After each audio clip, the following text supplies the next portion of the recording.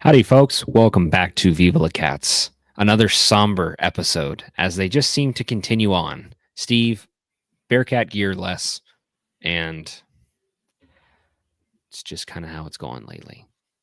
We are part of the 1012 network, and of course, check out the network as a whole over on Twitter and X, as well as 1012network.com. You can find all of the best information covering so many different shows, so many different teams within the conference. And as well, shout out to our sponsors, Charlie Hustle, which we will plug a little bit of merch later on in the show. Steve, I feel like we just keep doing this. And this is now 2 consecutive ones. Maybe it's just since, honestly, I don't think we've had an episode yet without Joel that has not been. Maybe it's him. Maybe him not being here is a problem. What the hell, Joel? Uh, let's just unpack this real fast because we have a lot to cover. As we all know, the Bearcats are now 0-4 to start the Big 12.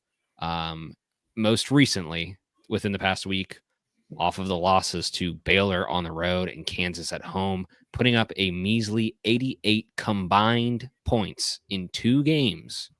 88 points, 48 on the road at Baylor, losing by 20 and losing by 14 at home, putting up a horrific number, total of 40 points against Kansas. Let's start with Baylor. Let's do this chronologically and go to Kansas. Baylor, again, a 20-point loss. O'Meara and Edgecombe just popped off in that game. Both scored 18. The Bearcats could not do anything, as has been the case for weeks on end. We cannot buy a bucket anywhere, and it's gotten worse. Actually, literally worse. Every single consecutive game, it's gotten worse. So, the Baylor one, okay? Close game into the first half, halfway through, Baylor started to crack it open and then just held that lead essentially. What's the problem with this game? Well, so Justin, to be honest, like I got home a little bit later last Tuesday, and I saw like what the score was like midway through the first half, and my level of apathy, which is not good for like 2 games into the conference season. I did not even turn the game on, and then I was just following along on Gamecast, but they it's just like right now no lead is good like for this team to like try and dig themselves out of a hole. Like every point feels like it's pulling teeth, and Mm-hmm. I just Cincinnati sports, like for different reasons, like we've had all of our teams go through like offensive stretches where it feels like the smallest margin of points is just going to be the hardest mountain to climb. And uh, Baylor's a good team. Scott Drew's a good coach. I don't think that Wes is bad, or I don't think that like the team is bad. But man, like going into Baylor and expecting to like play a subpar, like that's just one of those environments that you have to play your best. You have to play your A Mm-hmm. game, and I don't really think the Bearcats brought it that night. And look at Dylan. Dylan Mitchell got held to no points. And just for one of your 4 core guys who you really need to be a contributor every night to just be held scoreless was not good. And to his credit, he came back out on Saturday and felt that he needed to perform a little bit better, and he did.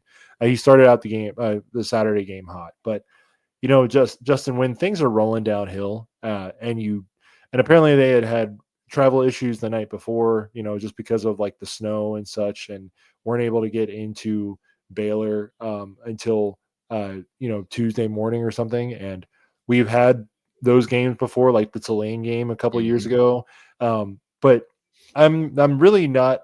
I mean, after talking to Kenny Freeze, I've started to believe less and less in any athlete other than Aziz Bandego, like really not like feeling like they can play 40 minutes a game. Like just Justin, just think about like the level of energy that you had when you were like 18, 19, 20, 21, and think about the level of like a college basketball player who, obviously is like probably eating better than I was and not drinking as many beers as I And is was. at the absolute prime peak of their physical form.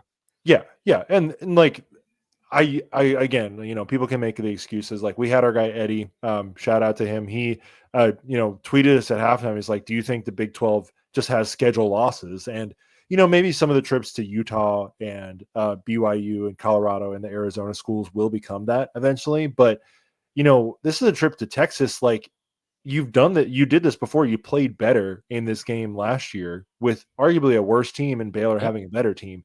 And it just seemed like once their confidence was lost in the K-State game, it's just kind of been downhill from there. Yeah, and that's very fair too. I think this is the thing that I could best equate it to right now. I'm gonna give a little flashback. Um, we all remembered Jeremiah Davenport. Remember, like the 2021 season specifically. I'm just gonna use this as a Shooter. very specific example. Every time we go into the game, he's gonna shoot like 7 or 8 threes, maybe even up to 10. And there's some days where it's like, dude, turn it off. It ain't working. Switch it. Figure something else.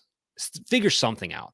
And then there's days where it's like, oh my God, give him the ball. He is making the most ridiculous shot right now. I don't care what it is, but he's got the ball and he's hot and he's going to make like 7 threes in that game.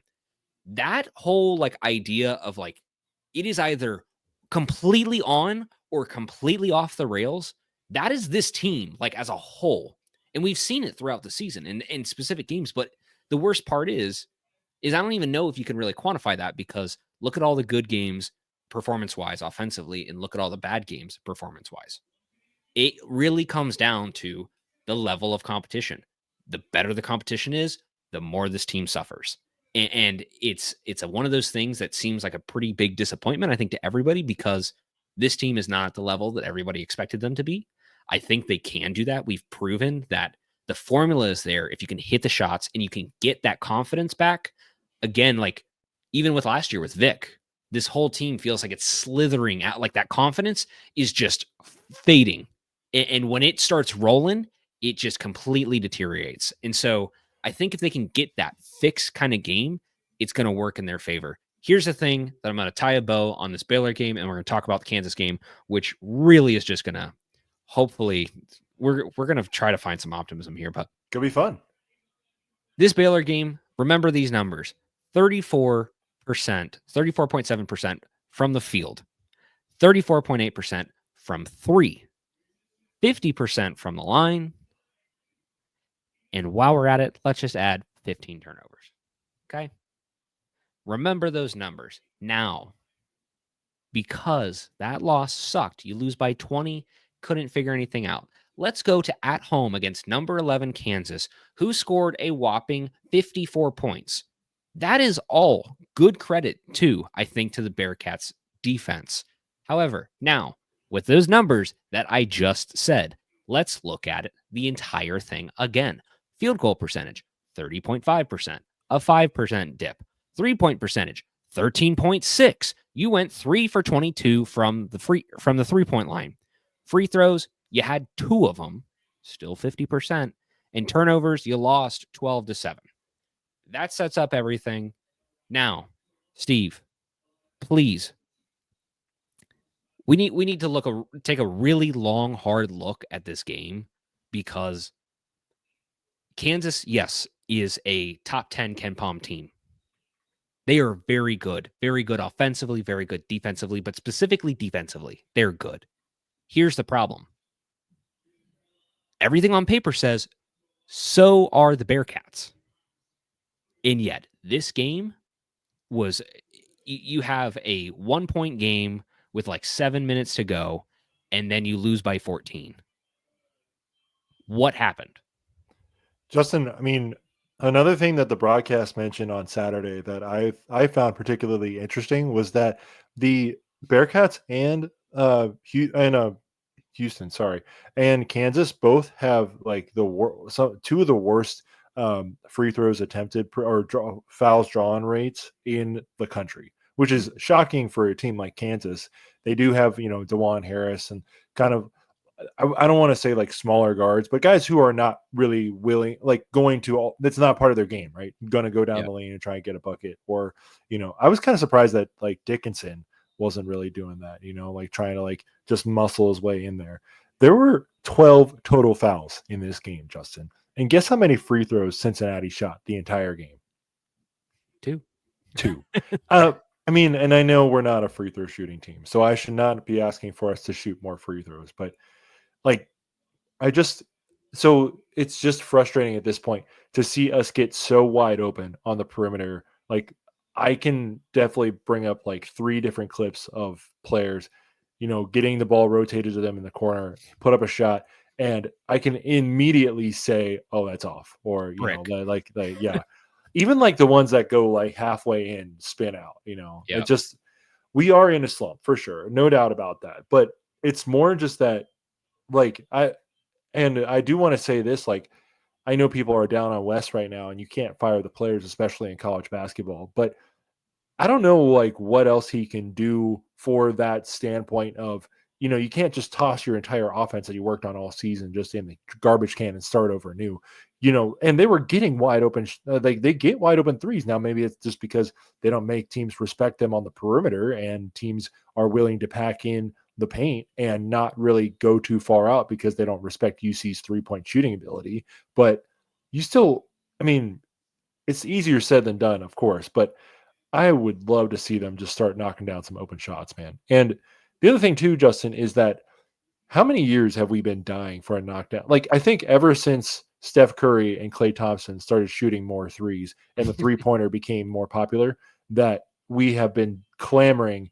And also because we kind of got killed for so many years by Xavier, who would just seem to like run us over with like threes, that we like have been clamoring for a spot up like knockdown 37, 38, 39, 40% free throw, 3-point shooter. Like, just Mhm. a dude, basically like a Brad Redford. Like, like A that's kind of bucket guy. Like, getter.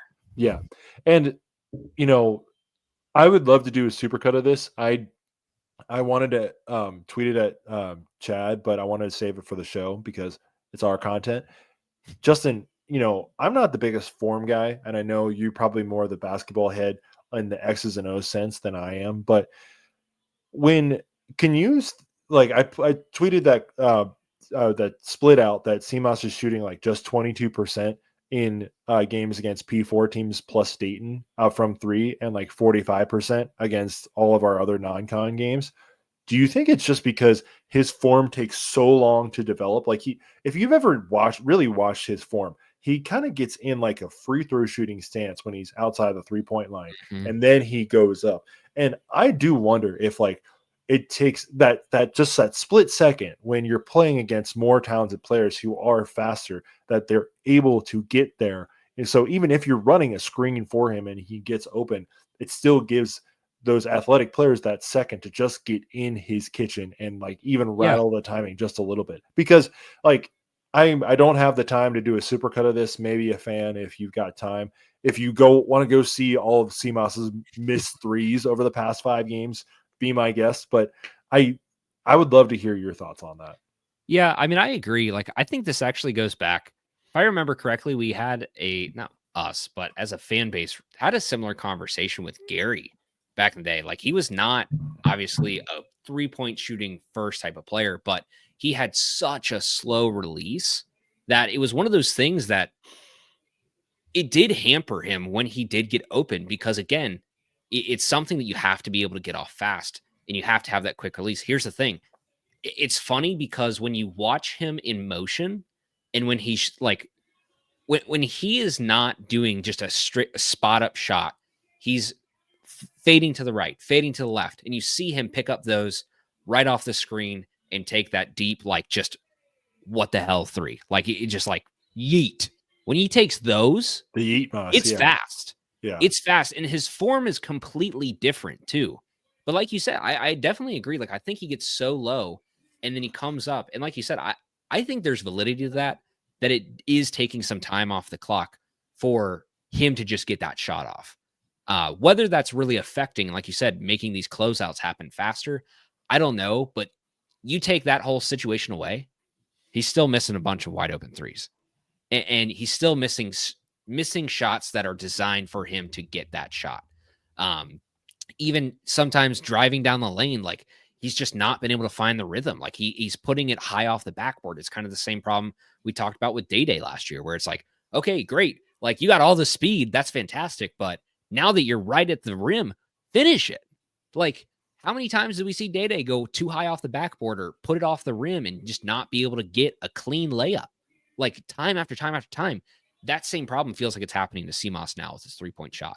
So I 100% agree. I think there's some things like that where, again, I think, we're podcasters. We're not big baller players. Like we are not that. We are not saying that is what we are. However, there are some of those things that you can see that are affecting the game, and if they could, if Wes could get them to speed that up or adjust the offense or adjust the way that they're running their system in order to give him more time or to give other players more time to shoot or to find better looks, that needs to happen because it's clearly not working right now. Whatever it is, it's not working. Whatever was working for CMOS in those games earlier is not happening now.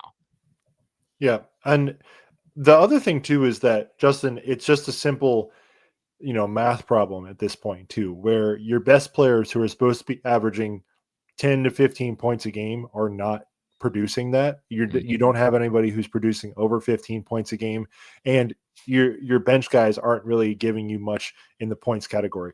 Now, I do want to shout out a couple bench guys. Like I want to be positive for just a quick second here. Arlington Page, 9 points, kind of stepped up, made one of UC's three-point shots of the day out of 20 attempts. Like good, like that was a great that was like kind of like a last second buzzer beater shot, and he still hit it. So that was a big moment too for momentum. Big moment, cut the lead back down to 1, got people excited. Justin, also for a while, I did feel like we were watching that NC State Virginia Tech basketball game where NC State scored like 27 points. I thought we might be on our way there.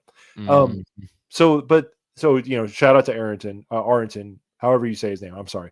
Page, and then Mr. Page, yes. And Josh Reed, man, like I know you're kind of trading defense for offense a little bit by having Josh in the game, and credit to him, he has not really played much in Big 12 or big time play games against big time teams, but when his number was called on Saturday, he stepped up, and the team did seem to play like I don't think I can have any really criticism when you hold a Kansas team to 54 points. Now, they did not really shoot the ball that well either on Saturday, but they did seem a little bit affected when Josh was in there, and his defense, like I think you can really see him possibly rejoining the rotation in a smaller area, especially if if Hickman's not giving you much right now. I know he's hurt, and if Betsy is not really able to knock down some of those open shots that he's getting, put Josh Reed in there. Like at this point, Justin, we need all the defense that we can get if we're going to score low amounts of points. So I did want to shout out those two guys, but otherwise, man, it was kind of a depressing game. Like, and there was a stretch there, Justin, in the middle 8 where Cincinnati scored one point and they had a lead at halftime, and Kansas took only had scored. They were leading by 4. Kansas called a timeout. Kansas they were leading by 6 or something. I don't remember, but Kansas cut the lead. UC led by 1 at halftime. Kansas scored like 5 or 6 more points to go up by 5. And UC scored like 1 point in that stanza. And that was kind of like the game right there, where if you can't get anything to fall for you, then, and again, they just might be a bad offensive team, but I just want to see more of like a change to something, I know Jizzle's not hitting the shots, but and there was a couple of good moments too where they were making the extra pass. Like there was one moment I think in the first half where they made a couple of extra passes and Dan got an easy layup. Like it's probably going to have to be hard for them to manufacture offense like that, but I would like to see more of that, just because until they start hitting their shots, they need to find a way to put the ball in the basket. Well, and let's just put it this way. I think this is just the most interesting part about this entire game. 25 first half points, 15 second half points, 15 total points in the second half. Yep. That is just obscene, especially, and even consider this too. We didn't even talk about this point. This game obviously was a rock fight for both teams the whole way through. You led Kansas by 1 at the half. Yeah. And you did absolutely nothing.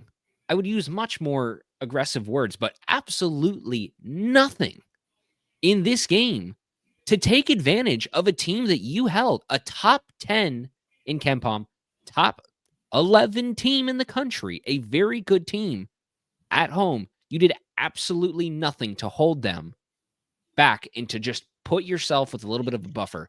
Anybody else who's played Kansas this year that's held them to that few amount of points has beat them. Look at West Virginia. Look at Missouri. Those two teams are not teams that anybody would have expected are going to go out and beat Kansas this year in Fog Allen at that. Missouri won on the road, but I think West Virginia won at Kansas, if I remember correctly. It might be the other way around. But regardless, they beat Kansas. And here's the thing. You have all the opportunities in the world to get that done, and you just can't do it, and you can't find any offense. As long as you can continue to be in this slump, nothing's going to change. It doesn't matter how good your defense is. It doesn't matter what you do. If you cannot find a way to consistently score, it will kill you. We've seen this before, and we're seeing it now. It is terrible. My final point on this game, the 346 mark in the first half. So you were 16 and change minutes into this game. Cincinnati had 25 points.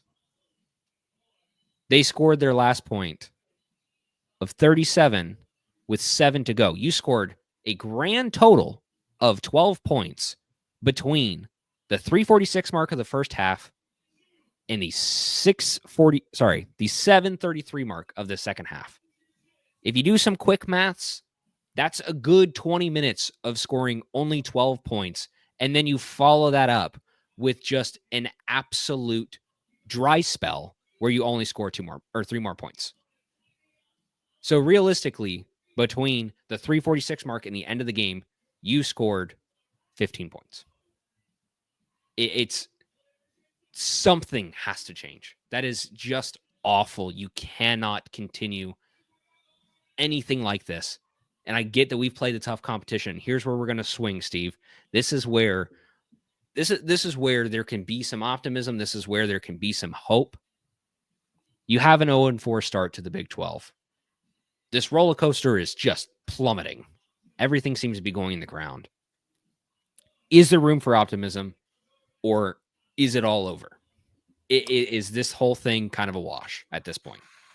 Honestly, it might just be like Watchmen laugh time because, you have one non-conference win that you can really look to, and maybe if that blue school gets their act together, too, conference wins that you can really say, okay, those are good quality teams. The rest of the teams on your schedule, but Villanova is playing better. You lost to them.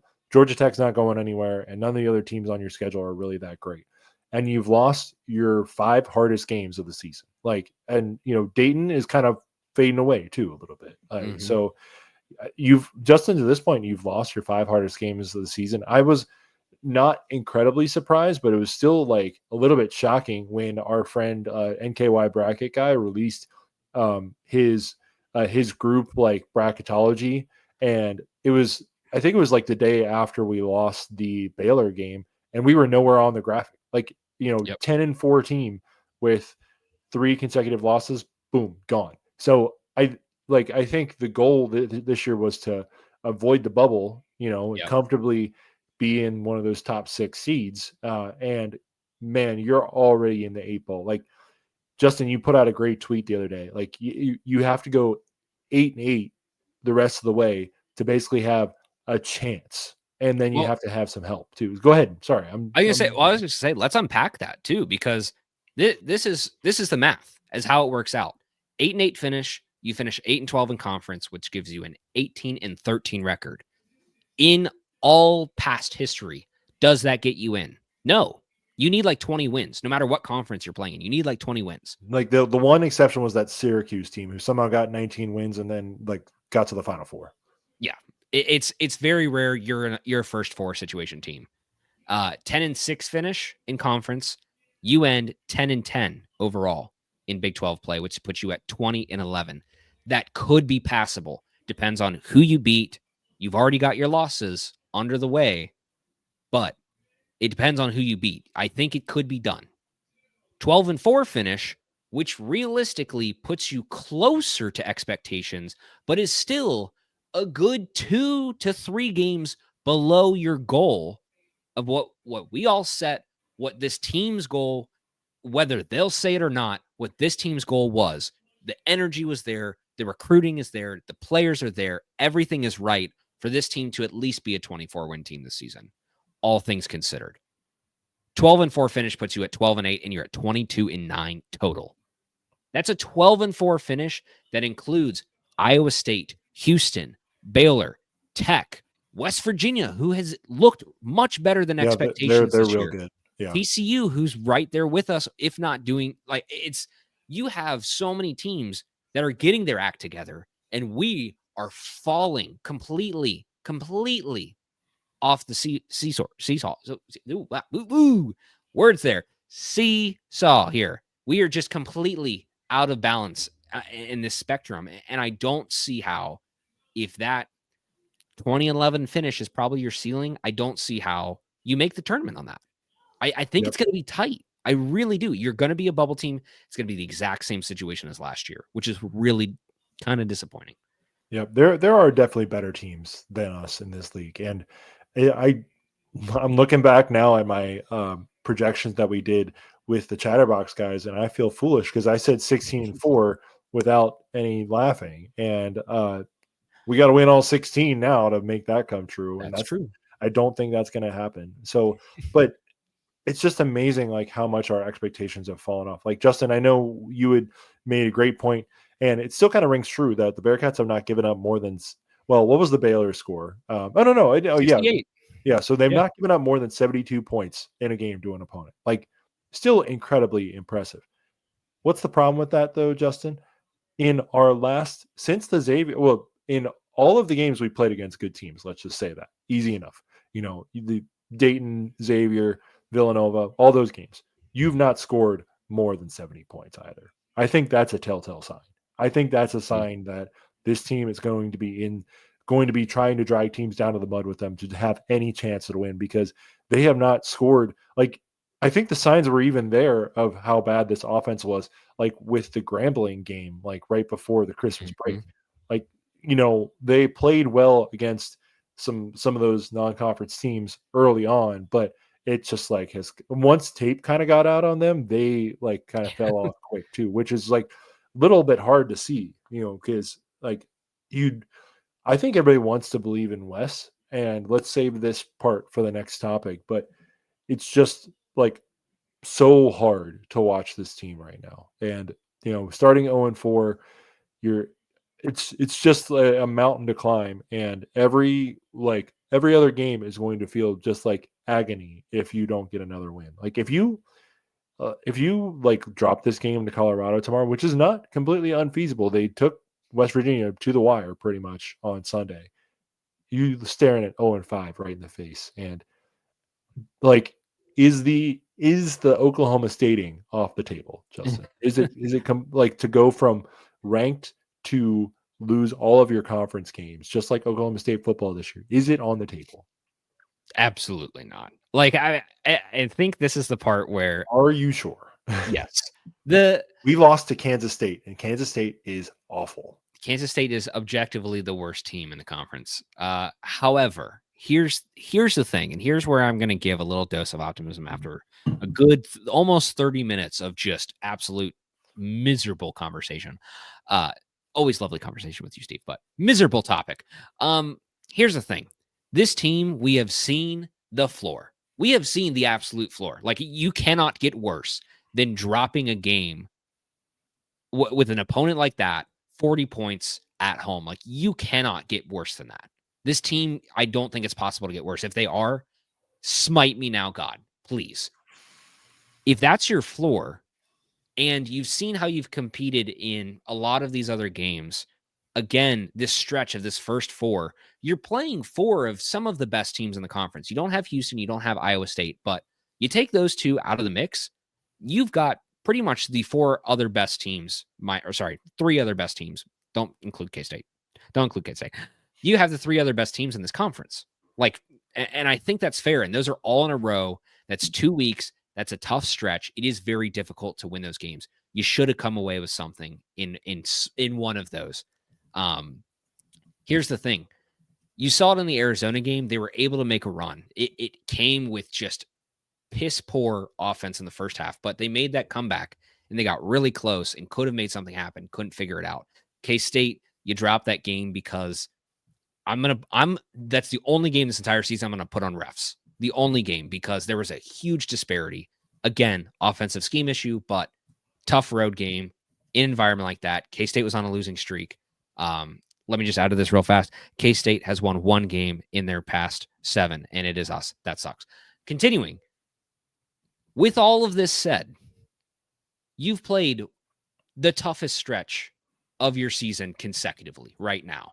You've also suffered your absolute floor and worst offense of the season right now. You have 16 games left to prove that this team is actually capable of getting their shit together. And I would much rather suffer against good teams in the beginning of conference play than suffer at the end of the season when tournament time comes, when the bubble's on the line, and you need those few games to get your shit together. I would much rather lose those games now and figure it out later. And I think there's an opportunity to do that. There's a lot of good teams on this or on the schedule left, but I think this team has shown that offensive capability is there. It just has to be tapped into.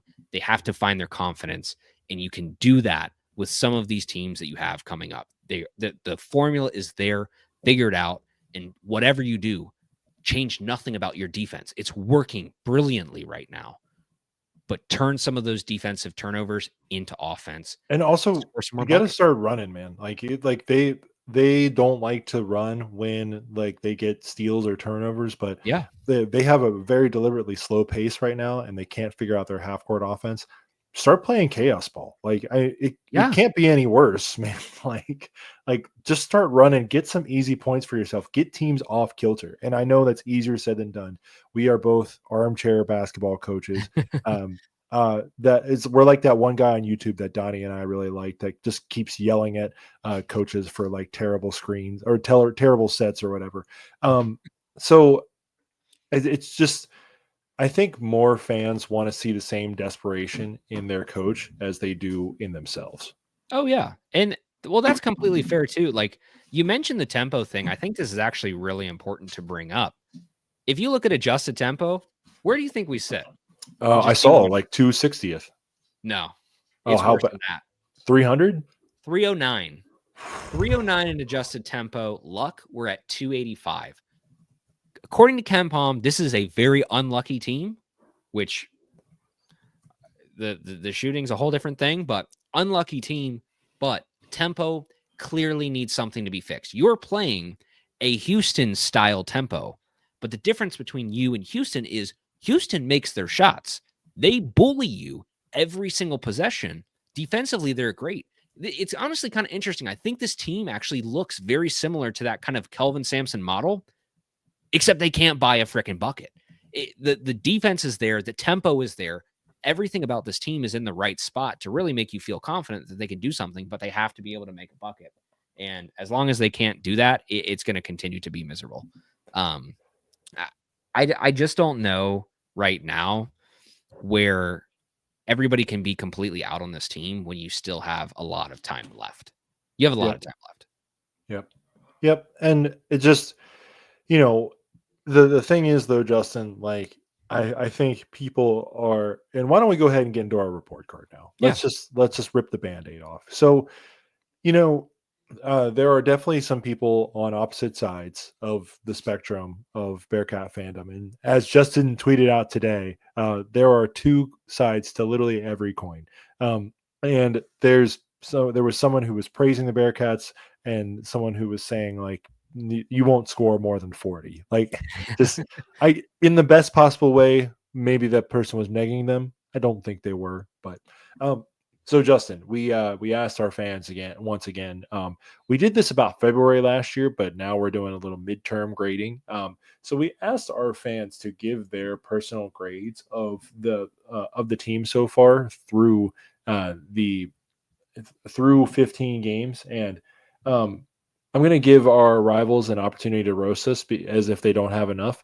I asked fans to use the 1 to 10 grading scale, and people used the elementary or the school grading scale of A to F. So people, I mean, we got to get something right here. If the basketball team's not going to get something right, the fans got to get something right. So, before I release my rankings and the overall average between the selected population, Justin, why don't you really quickly give your rankings? I'll read them off to you.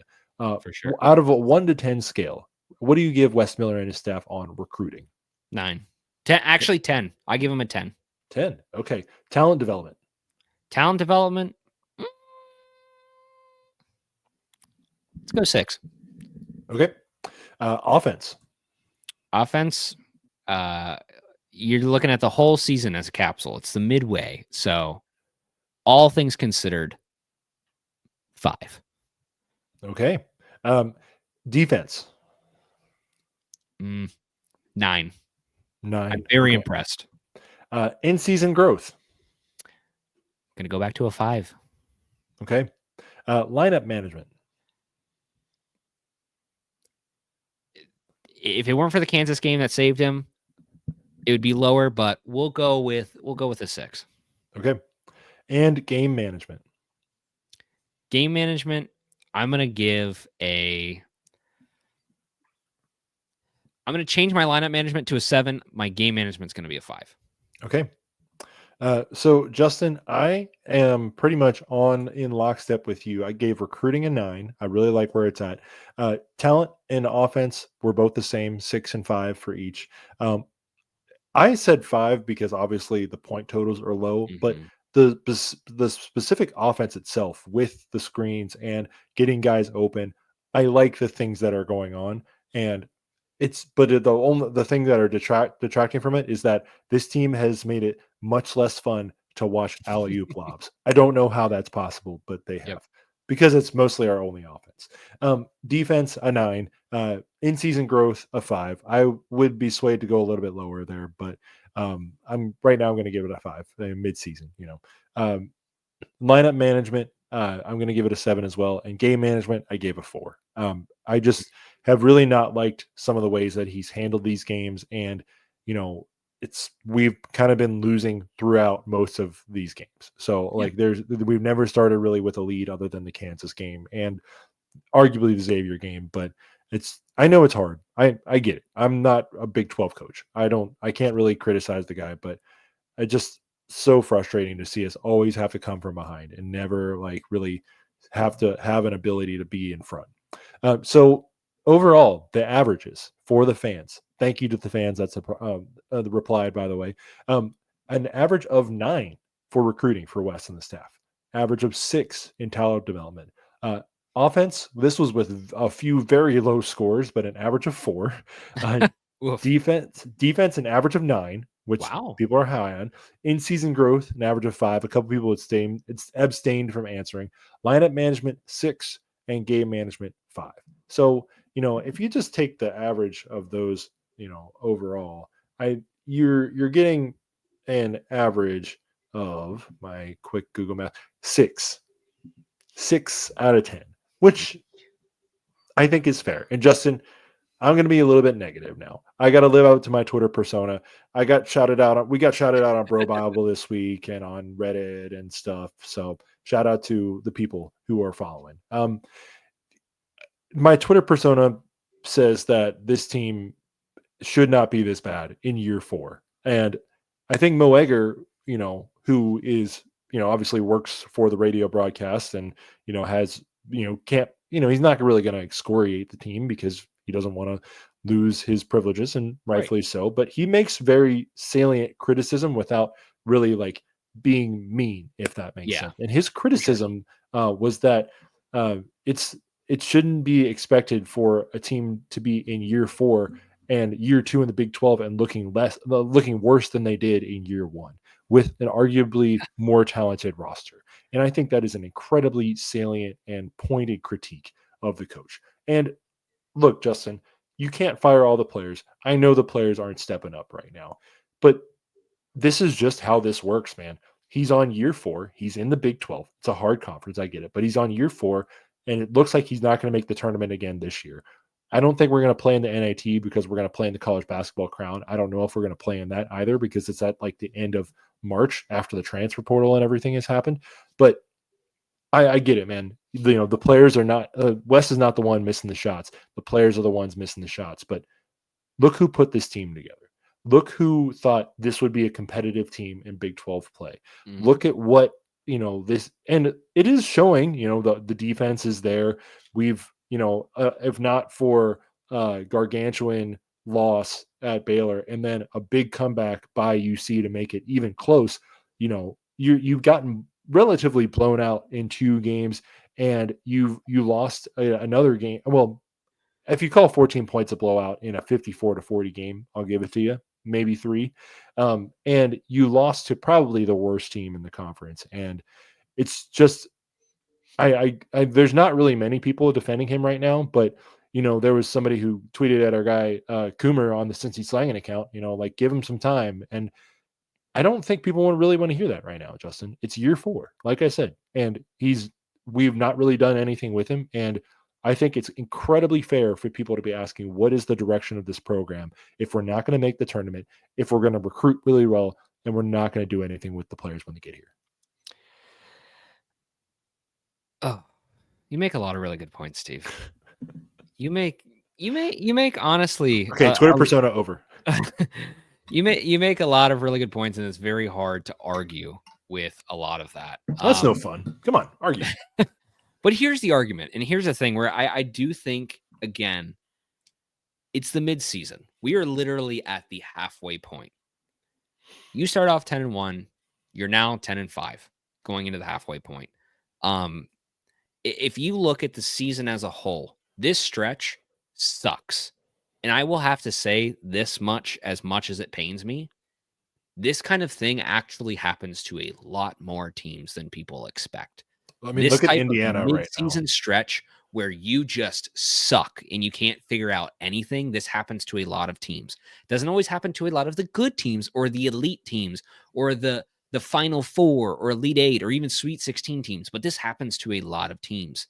I think right now, this is happening against the best competition. What you're finding right now is that measuring stick that says, okay, well, clearly in these games, we are not better than this team, this team, this team, or this team. However, again, I really wish, I think the whole vibe of this would be very different, even if everything happened the same in the last 3 games. If that K-State game just flipped and you got that one win on the road, a lot of people would be talking a lot different.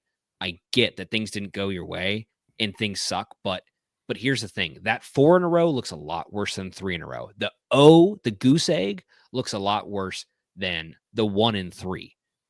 But with all of that said, again, I'm still very much my sticking point here is that there's no part of this team that has showed that they don't have the ability to score. I think everybody's got that ability somewhere. Down low, from the 3-point line, from mid-range, layups, everything. That even in transition, we found some stuff. I think all the pieces are there. The talent clearly is there. I think these guys have proven that they are very good. The problem is sometimes you hit these slumps and you just have to roll with the punches. And those slumps, again, happened against the best talent right now in the Big 12, minus ISU, minus Houston. Those teams are just going to bully you if you're in a slump. And I think those really just got out of hand. And again, I think you need that course correction. And I really do feel confident that even I would imagine you're going to get a win. I would pray and hope that an 0-4 Colorado, just like yourself, you're going to get a win, even though it's on the road tonight. For those who are listening on Wednesday, you have Colorado, Texas Tech, or Colorado, Arizona, Texas Tech, BYU, Utah, West Arizona Virginia, State. UCF, Yeah. Arizona State. Sorry, that's your next stretch. I think all of those games, even with everything that happened, should be a toss-up except for Texas Tech. I think you can figure that out. And again, if you can build some momentum, if you could win 4 out of those 6, if you can win 5 out of those 6, it proves, and you can score some points, you can prove that your system is working. The defense has clearly worked really well. I don't think, and this is where, again, I feel more confident, if your defense consistently sucks, that is completely on coaching that is completely on your scheme, that is completely on your system. Defense isn't something you care about. That shows up. Offense, however, if offense is hit or miss, man.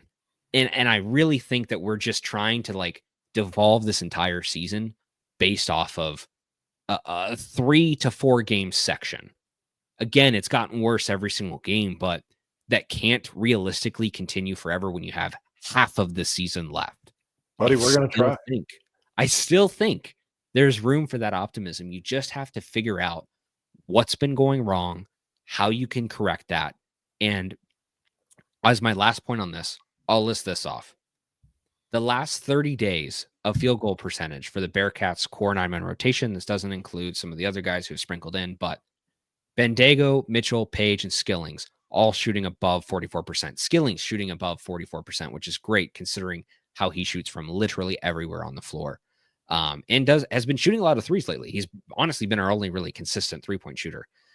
Day at 33%, Jizzle at 29%, Lukosius 27%, Betsy 22%, Hickman at 20%. All of those guys from the field are shooting terribly right now. That realistically, based on averages, based on the way these guys played last year, and based on the way that their career trajectory has been, cannot continue to shoot this poorly. We've seen these guys shoot really well. They have it in them. They just need some time, and I get it. I 100% get it. I'm not going to argue with anybody who's just down and out about this. But I do think that that formula is there for these guys to get better. And I think they can course correct, but they need a win desperately. Honestly, on the road, but they need one at home too, to just say, we can do it there. We can do it here. We can protect our house. We can go on the road, no matter how good or bad that opponent is, and figure it out. If you can do that, I think they just need that confidence boost, watching the shot go in the bucket that says, oh yeah, we're Cincinnati. Like we know who we are. They've just completely lost it right now. And that it's got it. It will be fixed. If it's not, then Steve, we might as well boycott. We might as well literally not watch. If this is going to continue, we might as well not watch. And I really don't think that it will. I don't want to be like, Justin, I created an entire Cincinnati Reds page because I did not like that people were being so pessimistic about, the team. And yeah, maybe that's just Cincinnati sports. Maybe we're just so starved for a winner that anything that is a loser, we like pelt tomatoes at. So, Justin, what's not getting me down right now? What's always in style? What always makes me happy, whether or not my favorite team is playing well? What would that be? That would be something from your friends at Charlie Hustle. We're going to give you a quick plug. And guess what? As much as Steve just said, we're going to get excited. It's not going to be a Bearcats basketball shirt today. It's going to be a Bearcats baseball shirt. We're going with the baseball. Coach Bishop, baby. Let's go. If you love Bearcats basketball and you're feeling good about them right now, I don't know who you are, but congratulations. If you're feeling terrible about them, guess what? We've always been looking for that third sport. Baseball might figure it out. They might be good. So, with that said, go to Charlie Hustle's website at www.charliehustle.com. Go to their collegiate page. Go to the Cincinnati page. Look through all of it. We got about 8 different merch products there you can buy, from hoodies to long sleeves to short sleeves. They've got it all. Pick up a shirt, and if you're feeling really good about Bearcats baseball, not basketball, baseball, and you need something good, this is a great one to wear. I do think it's a great flex option. I have seen this before. I saw this on somebody when we were playing in the shootout. I've seen this in the arena. It works great for any time of the year. So use that promo code 101215 for 15% off. Charlie Hustle, vintage, made, fresh. Get at you, boys. Steve, it's time. Run with your boys. Run with your boys. It is time. It's time to run with the boys. I mean, we're running with Ralphie. We're running with Ralphie. Baby. Come on, man. I don't know if that's just a precursor to our bets, but hopefully we're not running with Ralphie. Hopefully we're running with the Bearcats. And maybe there's some good vibes that we can manufacture for this one. Justin, hit us. I want to show you what I am going to do with my 2 whole American dollars that are in my sportsbook account right now. Nice. We're talking about this game. Custer had a last stand. This is Steve Mauer's last stand tomorrow night in Boulder, Colorado. I thought about going before the season. I'm glad I'm not now. I got work and stuff, you know. So let me just show you real quick. So I've got Cincinnati minus 2.5 in the under 133.5. So Nice. that's a good line from the sports books. But here's what I'm going to do. See that? Place bet. Boom. Okay. No free Nice. ads, but a whole $2.15 for a total payout of $7.69. Nice. It is potentially nice. And here's why, Justin. I do agree with you that, there's got to be a point where this ship turns around. And I don't think Baylor, I'm sorry. I don't think Colorado is that good. I do think we have more talent than them. I think it will be a challenge going up to Boulder. I don't know how much tougher it is to play basketball compared to football, but our football guys held their own in that game. Obviously a very talented team, but I feel like our basketball guys can really go in there and, it's going to be another K-State type crowd. It's going to be a little bit of a not lackluster Mhm. crowd, not very many people there. It's going to be about who wants it more. And, Dan Skillings put up an Instagram story on Sunday saying we're going to keep rocking with this, whether you fans want to support us or not. And I'm willing to do one more. One more time. So I'm taking Cincinnati minus 2.5. It does not allow me to do same game parlay on the money line, but obviously, since I'm betting on the Bearcats, I would be taking the money line, and I'm taking the under 133.5. Very fair. Very fair. Here's the thing. Colorado, like we said, unfortunately, with us, smack dab in the gutter of this conference right now. 0-4 record. Um, Colorado's wins and losses this season, nothing super impressive. They got blown out by Iowa State. However, they beat UConn, interestingly enough, as did everybody else in the Maui tournament. So there could be a good team there, but they've already lost to Iowa State twice convincingly. They just lost to UCF. They also lost to West Virginia. They lost at Arizona State. Like, this team is pretty much where we're at. So if I had to say anything with where we're at, with where they're at, and where this whole ship is going, offensively, they're about us on a good day.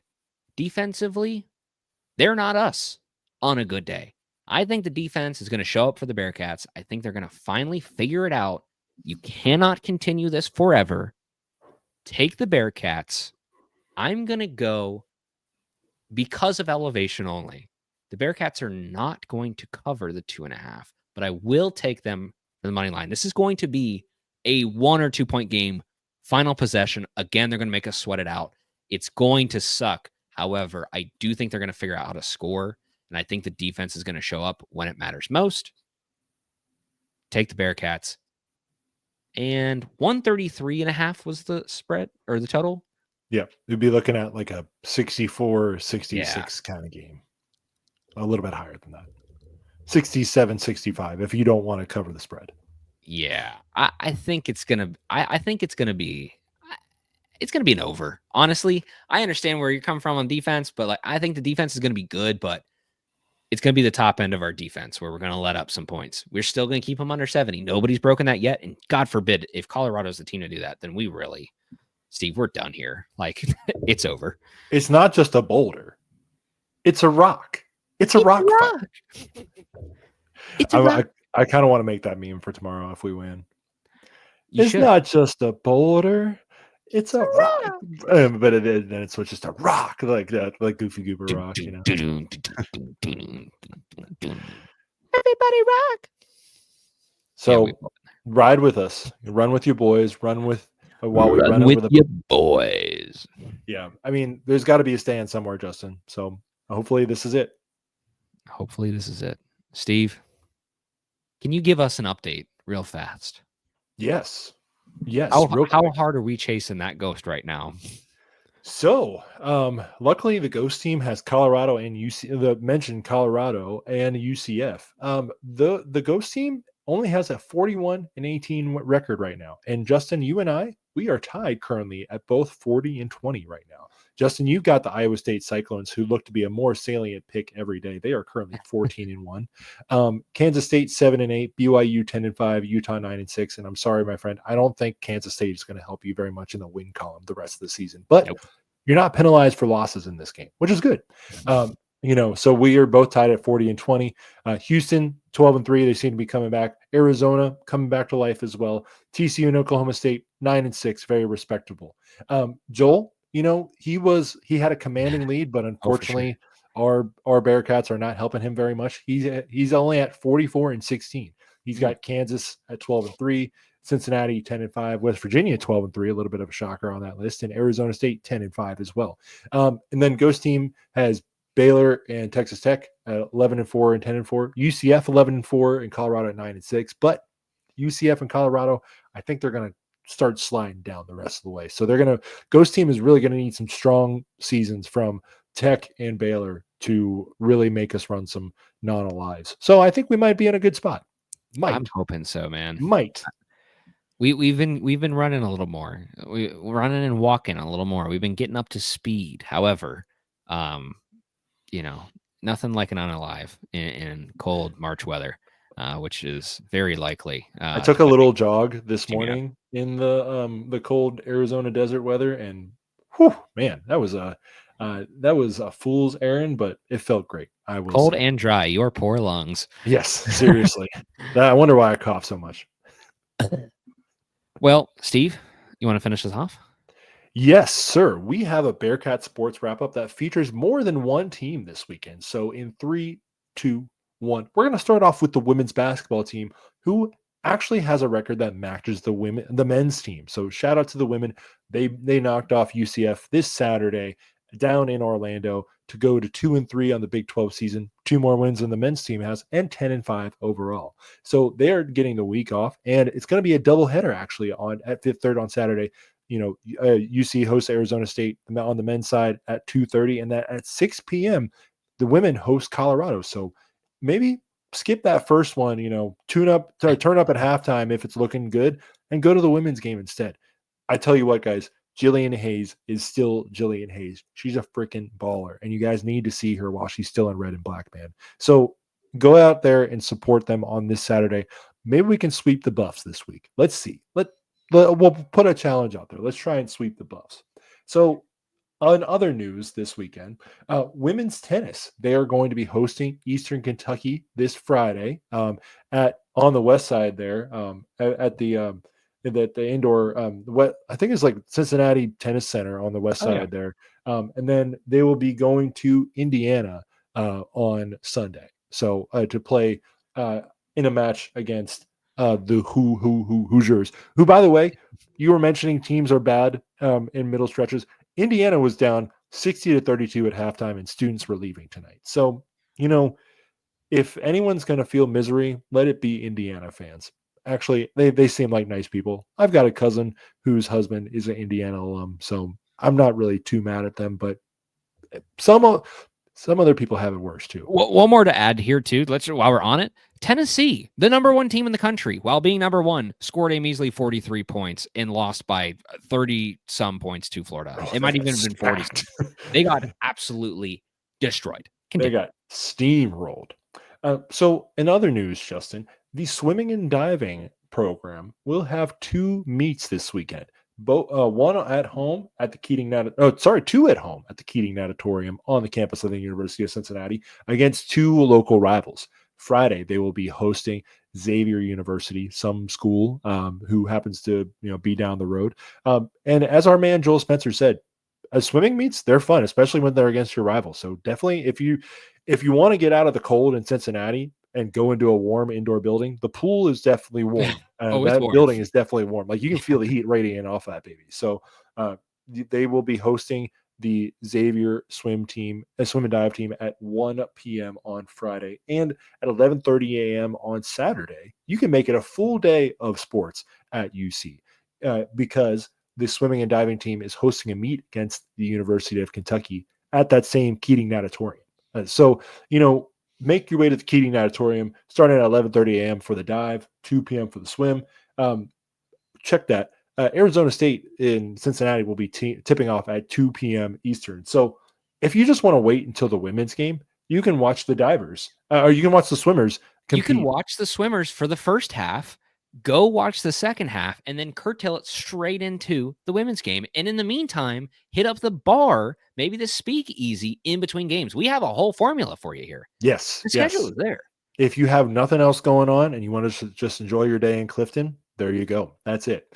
And then, Justin, I did want to give a shout out to our Cincinnati club hockey team. They are restarting their season this weekend. You know, they are not officially supported by the university. Obviously, they are a club organization. So they've had to take their winter break off, but they have upcoming this weekend. They have a trip.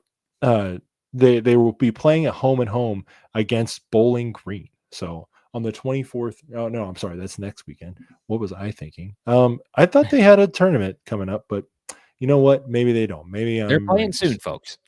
Hold on, let me confirm here. I'm getting their schedule pulled up.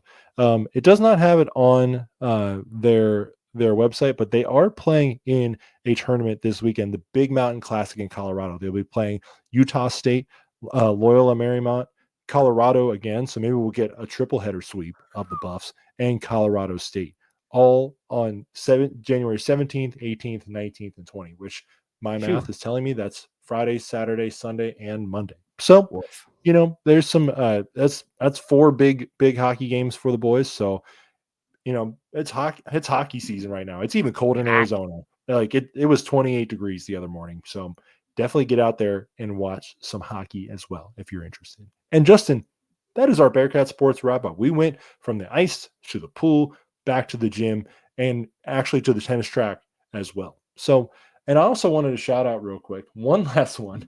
The Bearcats shined at the Rod McCravey Invitational this weekend. The men's and women's indoor track and field program, we recorded 5 event victories, 15 UC all-time top 10 marks, and 17 personal best at the Rod McCravey Invitational over the weekend. So congratulations to our star of the week, freshman distance runner Christina Allen delivered an impressive performance, securing 2 event victories in the 800 meter and 100 meter and the 1,000 meters. Excuse me, I can't read. She dominated the 800 meters with a winning time of 2 minutes and 15 seconds and claimed the 1,000 meter title with a time of 2 minutes and 54 seconds. So, shout out Christina, our track and field athlete of the week. Maybe we should keep doing that. Yeah. And that was your Bearcat Sports wrap up. It only took about 4 minutes, but there's a lot going on right now. It's a big burrito this week, folks. That's right. Just the way we like it. Oh, we talked a bunch. I think that's good. I think we've hit it all. We've literally covered everything possible. Folks, if you're down and out on the Bearcats, we understand. We understand. We sympathize with you. If you're excited and you have optimism for the Bearcats, we're right there with you too. You got to have belief. There is still a chance for things to turn around, and there is plenty more to be excited for. Don't get to the end before you get to the halfway point. We're at the halfway point right now, and we will get everything back on track, folks. That's all we got. Thank you to the 1012 Network, as always, for being our favorite parents. Thank you to Charlie Hustle for always bringing the fantastic merch. And thank you, Steve, for joining me this week on Viva the Cats. Thank you, Justin, for always being a wonderful friend and gracious host. Should we do it? Yes, let's do it to him. Viva the Cats. yeah. Run with your boys.